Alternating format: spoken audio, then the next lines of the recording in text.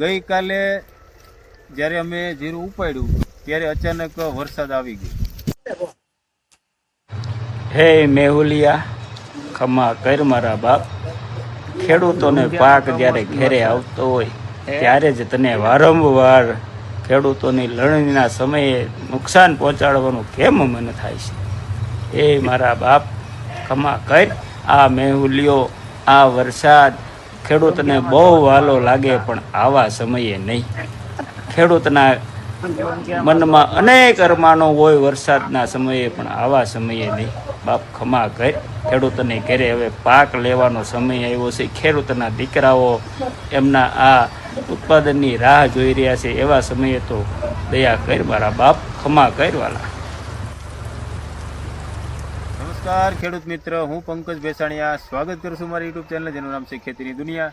આજે હું વાત કરું કે જીરું મારું અત્યારે 102 દિવસનું થઈ ગયું છે ઓલરેડી, અને 7 દિવસ પહેલાં મેં M45 અને BSF કંપનીનું પ્રાઇક્સનો મેં રાઉન્ડ કરેલો. એના 5 થી 7 દિવસ થઈ ગયા છે.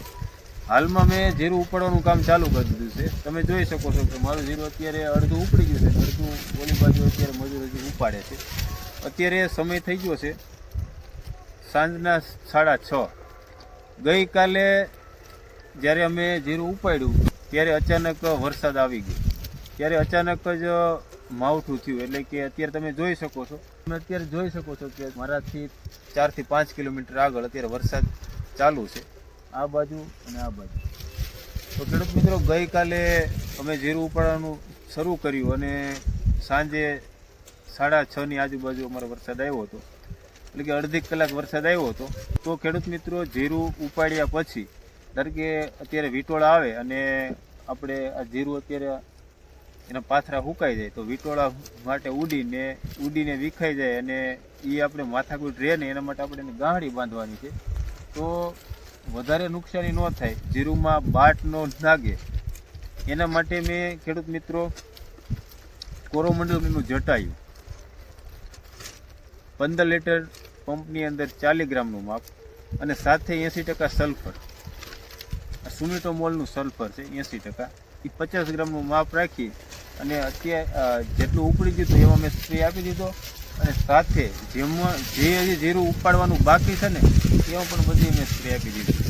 એટલે ખેડૂત મિત્રો, 1 દિવસ સુધી આ જીરું આપણે આ રીતનું રહેવા દઈશું.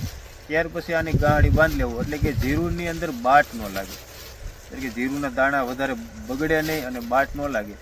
એના માટે ખેડૂત મિત્રો છેલ્લો રાઉન્ડ મેં આ કર્યો છે.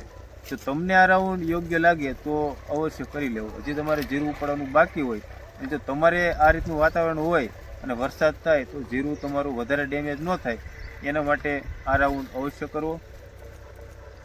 અથવા તમે જો જટાયું ન વાપરવા માગતા હોય તો 80% સલ્ફર તમે 100 ગ્રામથી 150 ગ્રામનું માપ રાખીને તમે વાપરો તો પણ એ કામ આપશે. તો ખેડૂત મિત્રો, નવા વિડીયા સાથે ફરી મળીશું. ત્યાં સુધી જય જવાન જય કિસાન.